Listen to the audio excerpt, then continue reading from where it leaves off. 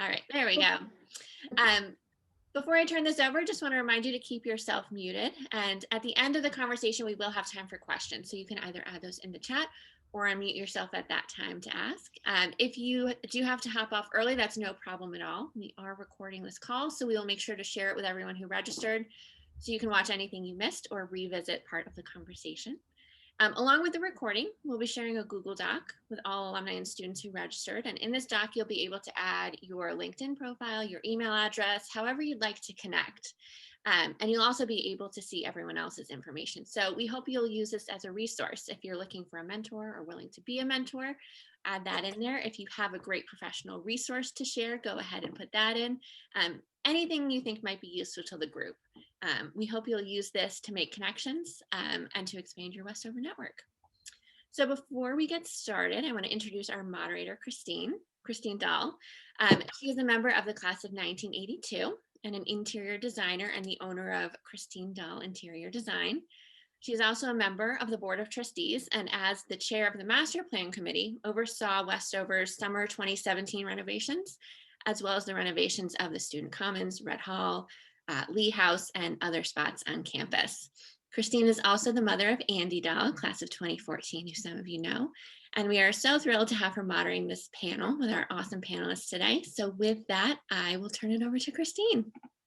Hi, everyone. It's great to see you all. And what a great subject. I recognize a lot of faces, which is really fun. So let's get going. I'll just give a brief background about myself and my career. And I did not start out in a linear way. I was an English major who went to New York to become a product development manager, marketing for American Express and Citibank. And then when we were transferred, our family was transferred overseas, I had the opportunity to kind of do something that was a dream. So I went back to school and started my degree in interior design when I was in my early 30s. Then we were transferred from Singapore to Australia, and I finished my degree in Sydney, Australia, where I began my my career in commercial design. Then when moving back to the States, I switched to residential design and kind of done a little bit of both. But most of my business now is residential design. So that's a little bit about me. So we're gonna start with Ku. And Ku, could you take about 5 minutes to tell us about you, your Westover background, and how you got into your career? Inspirations that Westover gave you to pursue a career in design or the arts. Absolutely. My name is Ku Shadler. I was Ku Guyan at Westover. I live in Mexico for a third of the year. That's where I am now. And the rest of the year, I live in a small town in New Hampshire. And I graduated in 1980. I was only at Westover for a year and a half. I was unhappy in my public high school. So my parents kind of got me into Westover at the last minute. And I will always be so grateful for that short span of time. It was so influential. And one part of that was really helpful to me was Trudy Martin, who was the art teacher at the time. And she was very supportive of me as a painter. I didn't really understand why at the time, but she got me a private studio to work out of, and she really encouraged me. So that was critical later on when I decided to become a painter. So after Westover, I went to Tufts. I did not study studio art. As you say, Christine, it was not a linear path. I majored in art history. My parents wanted me to have a more liberal arts, broad liberal arts education. And I'm really glad I had that art history degree. It was great visual training for me. And after Tufts, I spent a few years sort of as a nomad. I just wanted to explore. I traveled around all over the place. I ended up settling in Florence, Italy for a year. And I dabbled in art, but I wasn't sufficiently disciplined to really be a painter at that point. And then in my 20s, I moved to San Francisco, and I tried a lot of different things. I did catering, and I was in the natural food industry. I did a woodworking apprenticeship with a master furniture maker. I made jewelry, and I was just playing around. I wasn't serious. And then when I got to my 30s, I realized I wasn't making much progress in having a career. And it was time to get serious. And I'd just taken a history of painting class where we went over traditional mediums, and I fell in love with a medium called egg tempera. It dates back to antiquity. I had an affinity for it. So I just decided to become a tempera painter. It was time to do something. And I had a 5-year plan. And the plan was make a living in 5 years. And if you don't, you quit. And that was in 1994. And I've been doing it ever since. And, you know, the key to being able to succeed as a painter, which I'm sure we'll get into, and I'm sure everybody else on the panel will agree, was just a lot of hard work. And one of my favorite quotes about this is Michelangelo. He said, if you knew how much work went into it, you wouldn't call it genius. And that's the one thing I want to emphasize to people on the panel who are thinking of this as a career is, you know, another favorite quote of mine is by Chuck Close: inspiration is for amateurs. The rest of us just show up and get to work. So that is certainly a big part of developing as a painter. And I'm sure we'll get into that more as the panel continues. Totally agree. Hard work is the key. Charlotte, would you like to share your experience? Sure. No, thank you so much for including me in this panel. I wanted to say that first off before I forget. And I know there are lots of Westover grads who've gone into arts careers, and many people could be sitting here. So I'm thrilled to be able to share my story. I arrived at Westover in 1987, just shy of turning 14. I would say reserved and tentative as a new student. My parents were both married before and had older kids, so I really grew up as an only child, and so I had a very quiet home life, and then found myself in this big yellow building filled with armfuls of sisters. And it was momentous and exciting and full of drama, as I'm sure everyone can remember, or current students can attest. So I too had Trudy Martin towards the end of her career at Westover. And I think that was really the first time that I learned about color theory. And she taught us how to stretch canvases, which when I got to college, no one seemed to know. So I felt extremely proud of that. And by senior year, they gave me the headmaster's sitting room for a senior show, which felt really exciting. One of the questions that Christine asked us to think about was, how had Westover impacted us? You know, looking back, what can we say really made a difference? And certainly those early art lessons did, for sure. But interestingly, because of the way my career path has gone, I would say the English department had an equal influence on me. Being able to write as an artist is incredibly important. And I am, you know, it was at Westover that I really learned how to study what I was reading and really think more deeply about it, and also how to craft a sentence. And that has become incredibly invaluable. I mean, first, of course, as a college student, taking art history classes and really thinking about what I was looking at, and you know, marrying visuals with text, which has become really the theme of my career. So when I arrived at Westover, I wanted to be a fashion designer. That was my dream since I was about 3. My mom had been a fashion designer in England, and, you know, to a little American kid, her experience post-war with Mary Quant's Mini just sounded pretty dreamy to me. And I thought, oh, Carnaby Street, that's where I want to be. But of course, when I graduated, it was the 90s and it was New York, and it was a little bit different. I did have a very short stint after college. I went to Wheaton College in Massachusetts, where I was a studio art major and art history minor.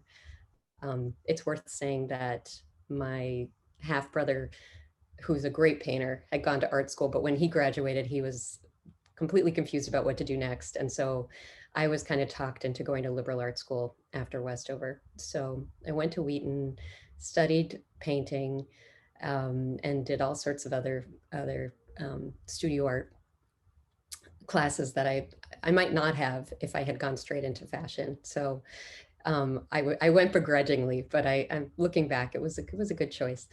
And when I graduated from Wheaton, I had the good fortune to go out to Los Angeles to visit family. And my sister-in-law, who's a good deal older than me, took me to an all-women's poker game where it was a $10 in. I had no idea how to play poker. I lost my $10, but I sat next to a woman who asked me, "So what do you want to do now that you're all grown up?" And I said, "I want to be a fashion designer." And she said, "Well, how about costuming?" So I ended up with this great job for a short time, working for a costume designer as her assistant out in LA. And I learned to become a defensive driver, and I got to know the LA freeways, and I had great fun picking out costumes for the characters on Tracy Ullman's HBO show. And then I found my way back to New York and did work in the garment industry for a while, but because I had a portfolio, I used to joke, full of nude women and not clothed ones, nobody was going to hire me to apprentice for them in the design department. So it was clear I needed to go back to art school. But by the time I had worked for a few different fashion companies and bosses, I really did feel the Devil Wears Prada was, really a true story. And my skin was just much too thin for it. I didn't enjoy it. I felt like I wasn't being creative. And my father had been a publisher. And so books were very much a part of my life growing up, and thinking about books and typography. And so I ended up going back to school. I went to Parsons School of Design here in New York, and I studied graphic design and was able to pay my rent by working odd jobs and with the fashion people that I had met along the way, who hired me for all sorts of funny things and paid me silly amounts of money so I could eat. And I got through design school, and kind of at my own pace. I was a little intimidated to go back full time because the fashionistas had been pretty intimidating, but did a lot of freelance initially, and then got hired at a book publisher for our Strauss and Drew, designing book jackets for the adult market. And it was like it was like getting a master's degree. I was there for 14 years, and I worked with incredible authors, amazing editors. Once again, my English, the teaching in the English department at Westover came in handy, just to be able to speak in front of groups, talk about what I had read, think about, what were the most important parts of those books and how I would translate that to the covers.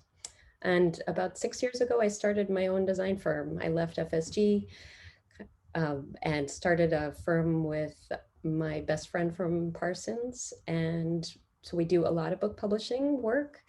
And we also do a lot of branding work and a lot of work for arts organizations, education, nonprofits, the stuff that, doesn't pay well, but brings us a lot of joy. So that's where I'm at. Thank you, Koo. That was, or excuse me, Charlotte. That was very inspiring. Eva, would you like to continue? Tell us about your journey. Sure. So my name is Habiba, and I attended Westover. I'm a graduate of 1997, and there's some of my alumni group on the call today. So hi, Tyler. Hi, Melissa. How you guys doing? And whoever else I didn't mention, sorry. But I graduated, and after Westover, ended up going to NYU. I'm from New York City, born and raised in Hell's Kitchen. So I did the reverse, I went back home for college. And NYU is a great school. It was very expensive, so I couldn't get my mom to agree to let me live on campus. So I literally went back home for college. But I had a really great time there. I studied communications as an undergrad, and my real focus at the time was public relations and events management. And I thought that's what I wanted to do. I wanted to be like this PR girl in New York City, and it was just like all of my dream. And I said, this is what I wanted to do. So after graduating at NYU, I did a bunch of internships. My first internship was at MTV. And it was interesting because I did this program called IRTS, which is the International Radio and Television Society. And I recommend any students who are interested in communications and media in particular to look into that program. So that's one of the tips that I want to share with you guys. So as a part of that program, they matched, really high achieving graduates in all different types of media kind of internships throughout the city. So my spot was MTV, which was the most fun out of everyone else's. Everyone else was like at a advertising agency or a media planning firm or just something that just was a little bit not as exciting as MTV. So I was really happy to get that placement, and I had a really great time. I was in the research and planning department, which deals with all the ratings and all that kind of stuff for different events, for different television shows. So I didn't end up staying there, but I ended up after that going to London actually. Because I don't know if you guys recall, but I graduated NYU in 2001. So I did my internship at MTV during the summer of that year, and then by the fall, we went into this deep recession after 9/11. So it was really a hard time to kind of start your career. So I really empathize with any graduates who are on the call now. I've kind of been through every kind of downturn. Was like the time I graduated, every single time.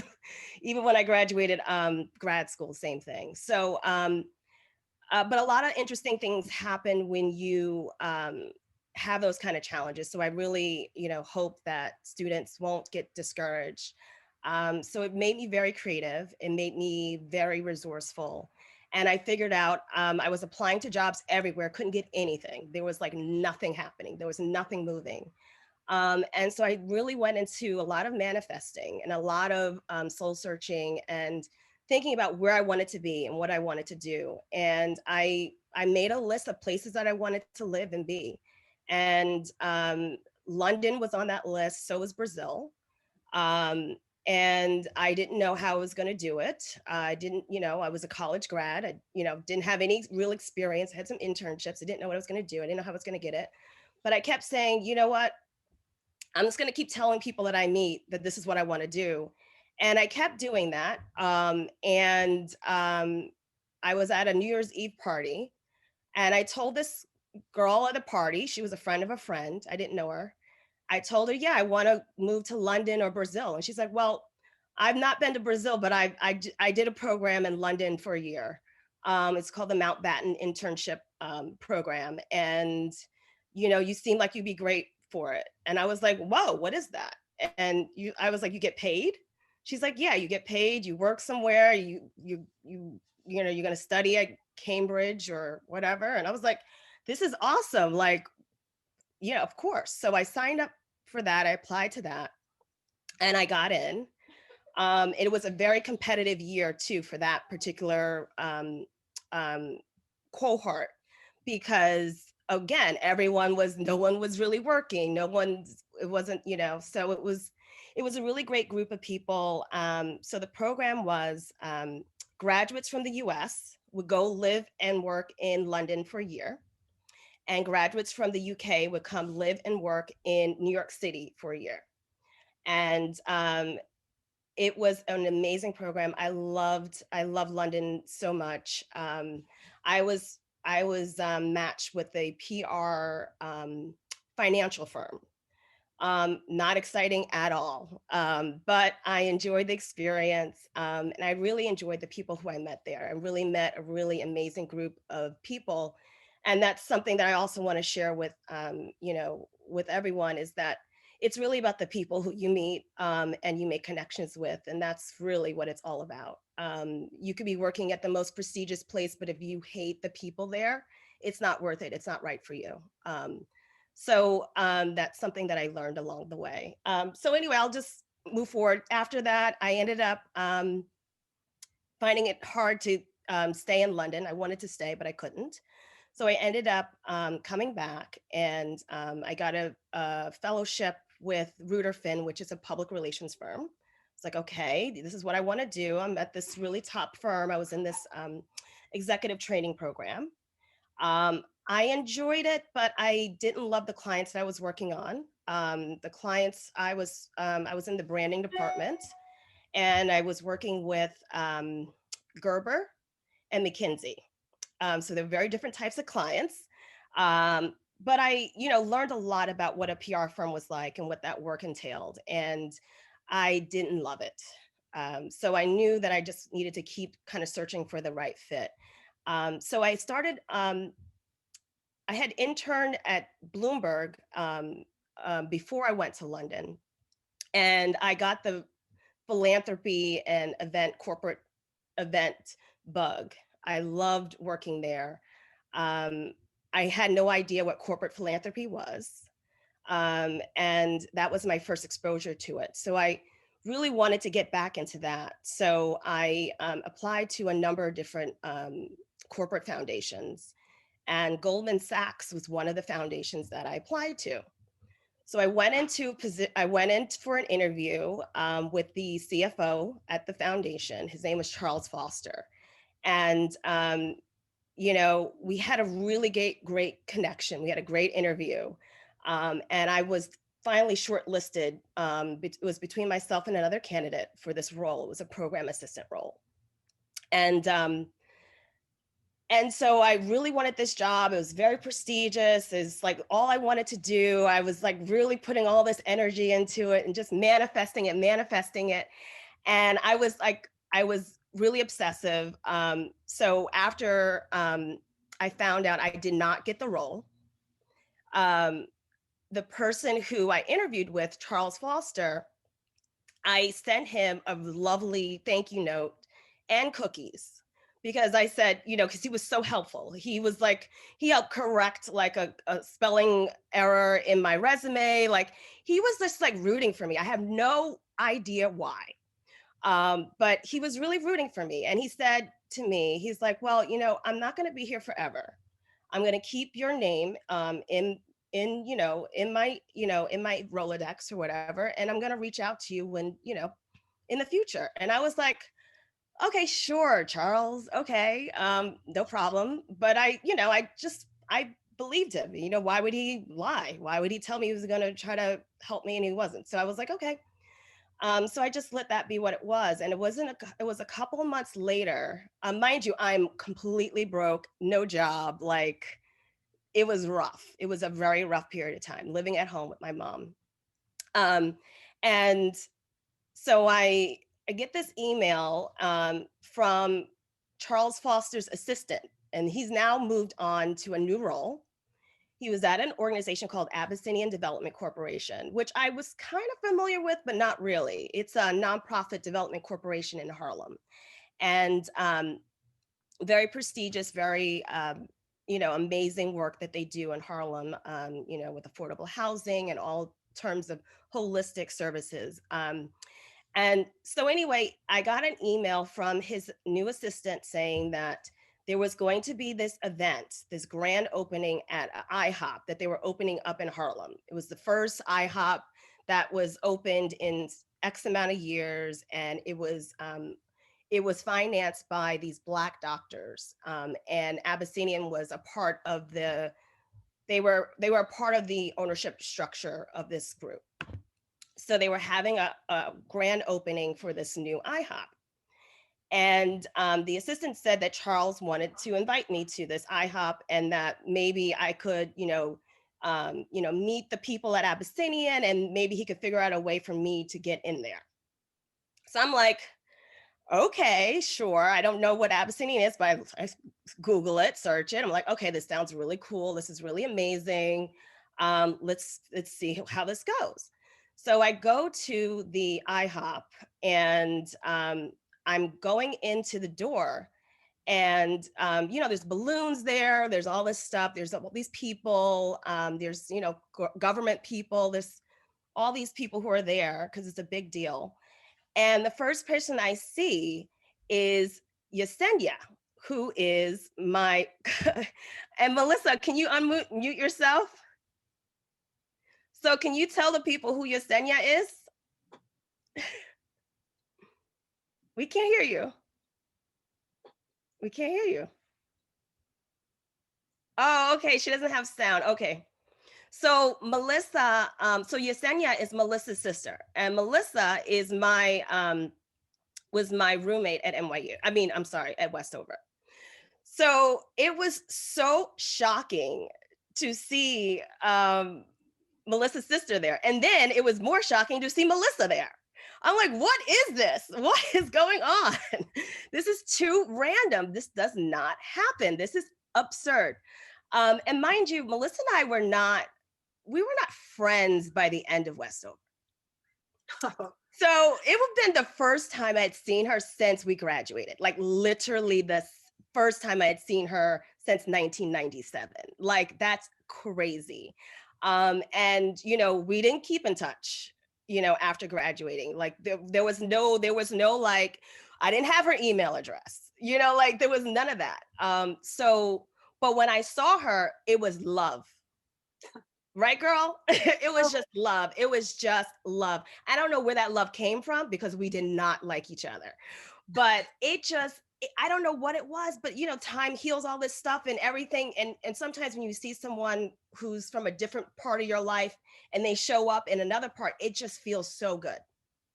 So Aviva, unfortunately, your story, this is wonderful. It's so fascinating, but I want to make sure we get to some more meat. Could you just maybe wrap up what you're doing now, and then we're going to go over to Sarah? Okay, great. Okay, thank you. So long story short, I ended up, Melissa helped me get the job, and I ended up working at Abyssinian, had an amazing career in communications and nonprofit development work. And that turned into me going to Robin Hood, where I was doing events for nonprofits. And then my mother got ill, and I was married and went through a divorce. And that really pushed me to really reevaluate what did I wanted in my life. And that's when I decided to make a career pivot and decided to really entertain my joy and passion for interior design. So that's what I do currently. Sorry for taking such a long time to explain that, but that's what I'm doing right now. I am working with residential clients, and I am located in Harlem, New York. Thanks. We all have to sit down with a glass of wine and have more conversation, because it's fascinating how the world works and connections with people. But Sarah, we'd love to hear your story. Can you tell us about you and your Westover experience? And yeah, can you all hear me okay? All good? Great. Nice to see a couple of fellow 2010 grads. Hey, Grace. Hey, Kim. You know, I'm in New York City right now. I guess it's been 11 years since graduating Westover, and it's been quite the little ride. After Westover, I went from Middlebury, Connecticut to Middlebury, Vermont, and went to Middlebury College, where I majored in environmental studies and sociology and anthropology. So yeah, I actually at Westover, so I'm a photographer now. I feel like I really missed out on the really quality photo department that Westover had. I am horrible at drawing, so I've always carried a camera. So, you know, and I feel like I'm a creative person at Westover. I occupied a lot of time in the many singing groups, such as Glee, a cappella, gospel choir, you know, the good times. And I think some of that informs my life now. But yeah, so Middlebury College was great. Afterwards, I graduate. I traveled for about a year. Well, I traveled for about 6 months, backpacking with some friends. And then I didn't really know what I was doing. Like liberal arts education, I felt like I just did everything that I wanted to. I learned whatever I wanted. So that didn't leave me with like a clear idea of what is happening. So I decided to move to the Netherlands, and I was a luxury travel agent in the Netherlands. which didn't go very well. So after about a year, I moved back. Okay, so in the Netherlands, I started taking a course in photography, um, just like film photography. Took like a 6-8 week course, and that like really sparked something in me. And yeah, something woke up, and I'm just like, okay, how do I do more of this? How do I integrate this into my life? So I started looking into programs back in New York. Plus I was dating somebody in the Netherlands. I'm like, this isn't gonna work. We got to get out of here. I got to find a next plan. So I found the School of Visual Arts in New York had a master's in photography, video, and related media program for 3 years, which I attended and graduated. I guess it was 2 years ago now. They tell you on like the first day of orientation that you know, the people that you meet are gonna be the number one thing that like gets you through everything.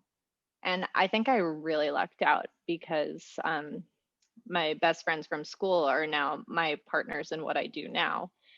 So after we made it through grad school, which was a frustrating experience in and of itself, where, you know, we felt kind of a little bit hindered in what we were doing and not as free to, you know, pursue our passions or like be accepted as maybe we should have been. So we decided to start renting a space and start building the type of environment that we felt like we were missing in school. So I actually signed that lease 4 years ago, and I'm in the space now. Here it's a art gallery, it's a photo studio. You see a green screen over there. It's called SOMAD, and we're just south of Madison Square Park. We do like a variety of gallery shows, video productions, photo shoots, and you know, over the course of the last couple of years, like we've been transitioning from our personal artist studio space to more of you know, an environment where people can come rent the studio for commercial shoots, or we actually just did a passion project producing a TV channel this last week, which was amazing. But yeah, I guess Westover taught me just to be myself, and that has really paid off, you know, and allowing me to just follow the natural way of doing what I like. So that's me in a nutshell. Thank you, Sarah. That was great. So kind of in a nutshell, there's a couple themes that I heard. One is the path is not linear necessarily. The second one I heard was you never know who you're going to meet and who's going to offer you the next opportunity. That one I think is the key thing. The more you talk to people, the more you find your next path. And 3, I would say it's tenacity, but Koo said it in the beginning. So let's talk about the questions that were submitted prior to this event. I'm just going to pose the question. Please, panelists, just raise your hand and speak out.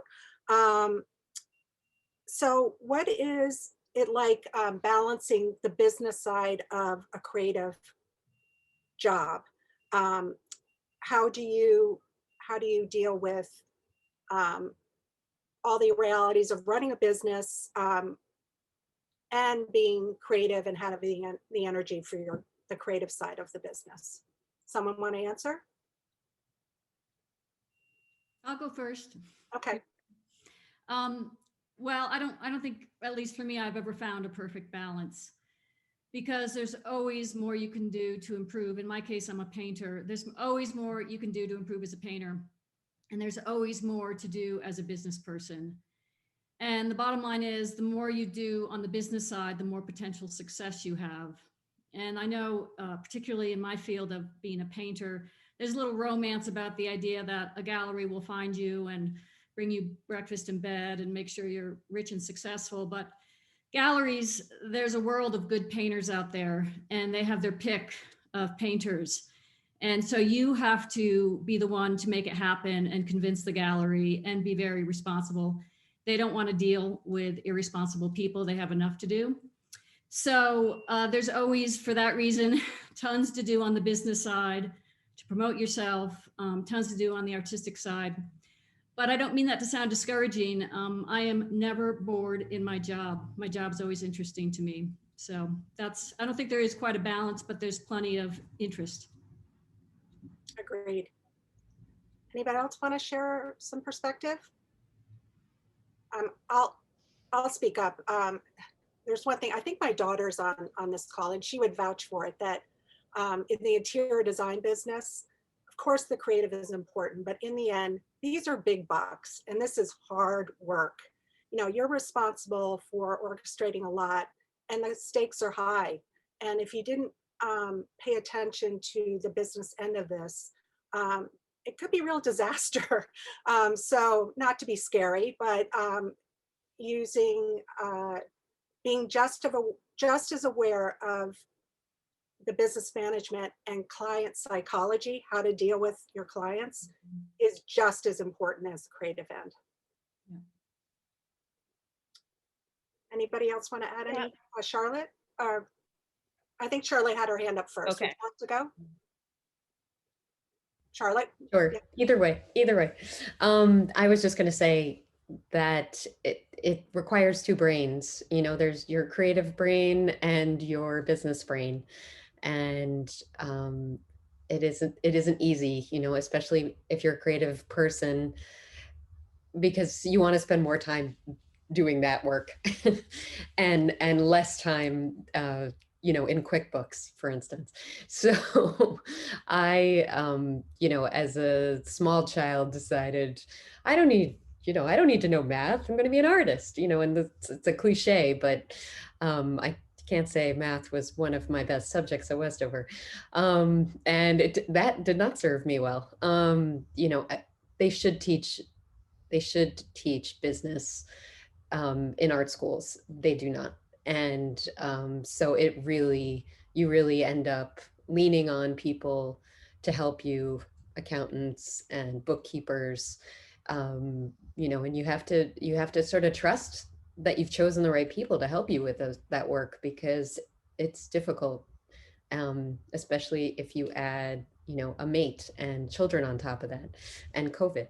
So yeah, I think it's an endless juggling act.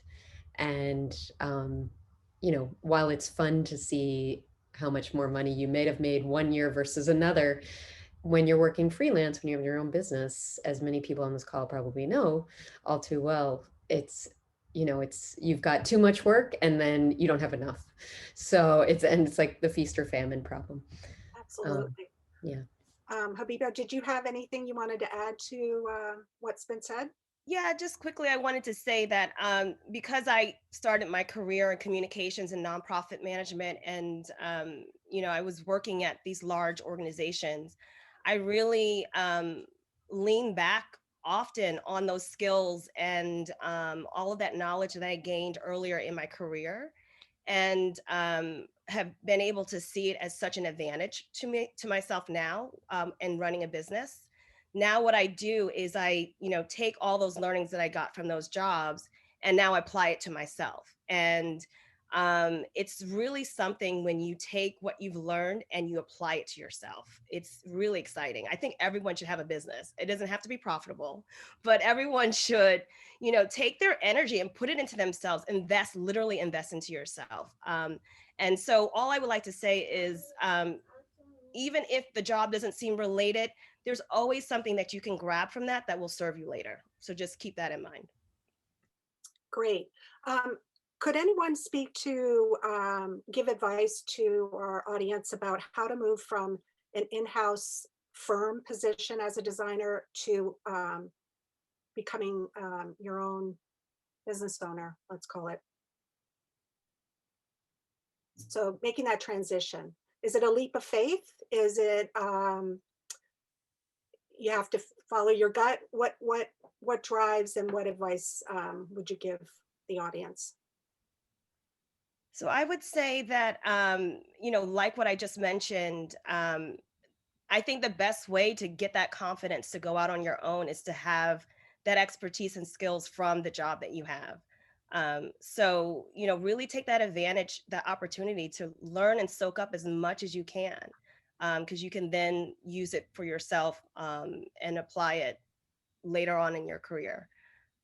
So I think you need to build up enough expertise so you feel confident that you can go out and do it on your own, and you can, because you're getting paid to do, some company is paying you to do it already. So that's more than enough confidence than you need to go do your own thing.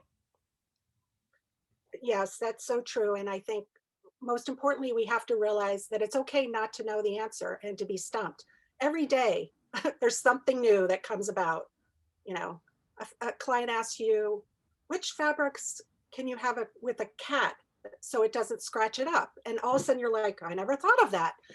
So you're always learning. I mean, that was a small example, but you're always learning. For all of you, how has COVID affected your industry, you personally, in terms of your job? And has it, created uncertainties for you? Somebody want to weigh in? Sure. Oh. Yeah, so COVID has, posed all kinds of interesting obstacles. And I think, yeah, it's just a lot of it sort of made me and us realize like what we value, what's important, like what kind of work we want to be doing. And it made us like take a pause and, I think we accepted the fact that we'd be experiencing some not a lot of opportunities to make a ton of money at this time. So we redirected our vision and decided to do things to raise money for other people in need. So we did a bunch of art sales that benefited community organizations, and we put on gallery shows that directly benefited other community organizations chosen by the artist who was showing the work, as well as we had a more of a thematic show that was raising funds for an indigenous activist organization in Brazil, and that was all Latin American artists. So just yeah, it was a great time to figure out what was important to us. Charlotte, what would you have to say? I was going to say that the spring was pretty terrifying for my business, given that we do a lot of work with nonprofits and organizations in the arts. This was before grants were becoming available and making it possible for them to operate. So one of our clients is Lincoln Center's theater, and they had to shut down. We had designed 3 publications for new shows that haven't, I think they were in preview, and then literally had to, the lights went off in the stage, I'm told, in typical dramatic effect, that the sets are still sitting there on the stage with no actors. So, we knew, okay, I have to plan ahead. That's not money we're going to be making in 2021. And I took some time actually to work on my own projects that had nothing to do with the studio, which was actually really cathartic. I started going back to painting and doing some collage work, and I ended up collaging a giant map of the United States that I'd always wanted to make. That was like the size of a map you might find in a classroom, and gave some of the profits to Stacey Abrams down in Georgia, and became a marketer of my own work in a way that I sort of flipped the relationship that I usually have. I'm often in the position of hiring illustrators or photographers for projects, and found myself on the other side.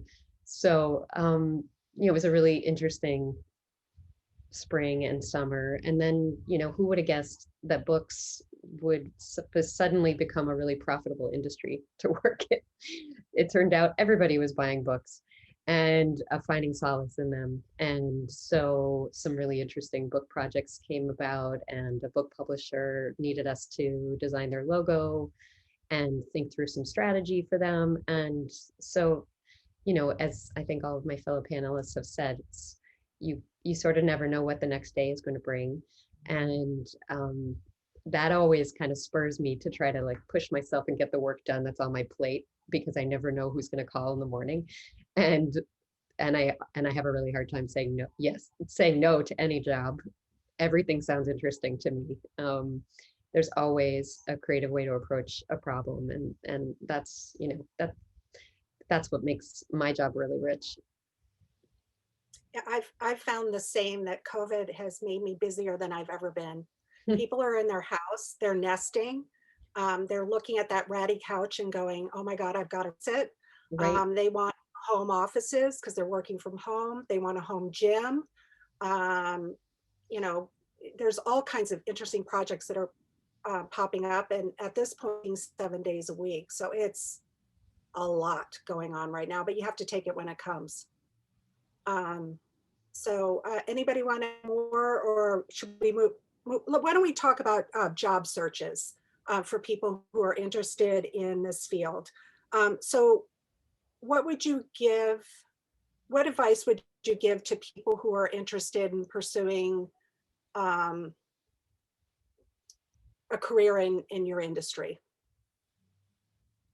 Be a typical job search, but say you're young and you want to start with working for a firm or working as an apprentice to an artist. What recommendations would you give? I think Abiba said it well. Talk to everybody and anybody about your passions and where you want to go. Yeah. Anybody else have some ideas? So I was gonna, oh, go ahead. Well, the arts always need volunteers. And so there's plenty of places that you can do volunteer work. I'll give you two quick examples. Is that if you want to become a teacher, a lot of painters end up becoming teachers. I didn't plan to, I just wanted to be a painter, and I was for my first, I don't know how many years as a painter, but I got asked to do a workshop. And now that's a big portion of my career is I teach 5-day workshops, maybe 6 or 8 times a year. But volunteer to do that. Just see, I'll give a 3-day workshop offer online somewhere. Obviously, once we get past COVID, you can do it in person, which is better, but see if you like teaching, see if you're good at it. Or another example is I volunteered to curate a metal point drawing show at a small museum out west. And the museum won because they got a free curator, and I won because I got the experience of organizing the show and connecting with artists all over the country who wanted to submit work. And I got a piece in the permanent collection. And so to the extent you can volunteer, that's a good way to get your foot in the door for sure. And you never know where it's going to lead to a paying gig. Absolutely. So I How about wanted you, to, Abiba? yeah, so I wanted to also say, because of the way that technology is now, you don't need to wait for someone to invite you to do your art. Just do your art, do your work, do your craft, put it out there, and people will come and find you. And when you're ready and when you have amassed all of, what you want to do, um, it will be in alignment. They will find you, or you will find them, and it'll be much more of a match than you just waiting for them to let you do your art. You don't have to wait anymore. There's no more waiting. There's no more, getting into the club. You can just make your own club. So do that. Very good point. Nice. And one thing I would follow up on that is when someone does connect with you out of the blue, always ask them how they found you, because Mhm. that's a good way to know what's working and what's not working in your business model. Mhm. Anybody else have any other tidbits they want to share on that, on finding a job in a firm or in their field? We talked about professional organizations. Habiba brought up some fellowships, but there are professional organizations out like ASID, which is the Association of Interior Designers. There's lots of, I'm sure within the world of photography, there's national or international organizations that provide education or networking opportunities. Would anyone like to share some experiences of organizations they're involved with? I can highly recommend Art Table, which has been around for a long time. They do a really What good is job. that? What's that? What is Art Table? I don't know it. It's it I don't know when they started, but they have been around for quite a long time. They have really fast, you have to be invited by a current member, and they do an excellent job and have been doing a great job since the shutdown of curating really interesting events all different times of the day. And there are people at different stages in their careers, and fine artists and curators and thought leaders in the arts, all sorts of people. So I've seen some really great lectures. I've gone to breakfasts with artists. I've you know, sat in people's studios. It's a we and I would never have known about them either if, you know, a friend hadn't introduced me to an architect friend of hers who had done some work on her house. She said to my business partner and me, you guys have to join Art Table. It's going to be great for you. You're going to meet lots of people. I can't say I have gotten any work specifically from them, but it's been a really interesting way to talk to people who are out of my usual circle. So, you know, I ended up getting a private tour of the Queen's Museum one day from a woman who runs their publicity. And, you know, there's, oh, again, like always an opportunity to learn. I mean, a few weeks earlier, I wouldn't have expected to have that experience. And so you end up seeing another corner of your city that you might not have. So yeah, that's a great one to look out for. Habiba also said it best that you can make your own organization. I'm a part of a group of designers in Fairfield County. There's about 12 of us that meet on a regular basis, and we, you know, we'll call each other up and say, oh my God, I'm dealing with this issue. Or do you know a good wallpaper person? Or I'm looking for a curved sofa. Can you help me? And we all bounce ideas off each other because we're all sole proprietors, and it can get lonely. You need your peers. And you know, technically they are my competition, but really we're never going for the same jobs. And so finding those people that will work with you as and really know the shoes you wear and the path that you walk, and how, you know, the things that can happen in your business is really important for your sanity. Especially Yeah. the clients. Sarah, what would you have? That resonates with me. I mean, so here at SOMAD, we're trying to build this community of emerging artists. Like, we're emerging ourselves, and you know, the people that we bring together only make us stronger. And we're just like, we can build each other up when we work together. And you know, that's what we're trying to do. We offer like facilities for people who to come to their work or scan their film, or, you know, whatever you want to do. We offer like, you know, space to people who need to like shoot their looks or whatever. So it's like, the more we can just get organized, that's really key. So we're really focused on like setting everything up so that we can make things happen and like really elevate one another. And I think you can be an emerging artist or emerging designer at any age. You know, a lot of people don't start this career until later in life when they maybe have a time to breathe. And so, you know, don't assume that if you're not 18 years old, you can't become an apprentice to a designer or an artist, or join the emerging artist group. Keep evolving and keep reaching out and finding people to connect with, no matter where you are in your life journey. Mm-hmm. Absolutely. I think it's time now to, if anyone has some questions that we have not addressed. I see there's stuff in the chat. Okay.